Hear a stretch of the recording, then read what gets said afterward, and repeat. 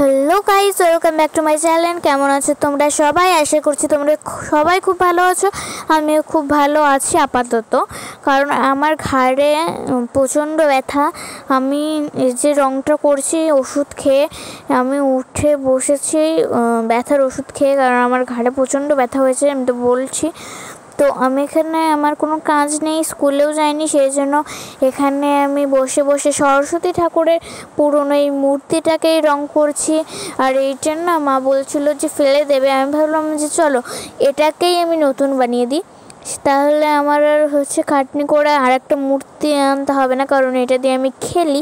আর এটা আগের রং ছিল রেড, সেজন্য এই শাড়ির রংটাও করেছি আমি রেড। কেমন লাগছে তোমরা অবশ্যই কমেন্টে জানাও। আর এটা হচ্ছে ফুল লুক, এই দেখো।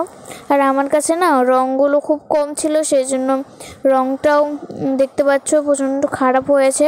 আর এখানে মুকুট রং, চুলের রং, আর বিনার যে রঙটা, সেই রঙগুলো আমি মোম রঙ গলিয়ে করেছি। আর পদ্ম ফুলের রঙটা সাদা আর লাল মিক্স করে করেছি। আর মুখটা প্রচণ্ড বাজে এসছে, বললামই তোমার রং শেষ হয়ে গেছে, সেই জন্য মুখটা এত বাজে এসছে। আসলে আমার কাছে মনস্বী কালার নেই, জন্য সাদা কালার দিয়েই করেছি, কারণ এখানে আমাদের মূর্তি থাকে সাদা।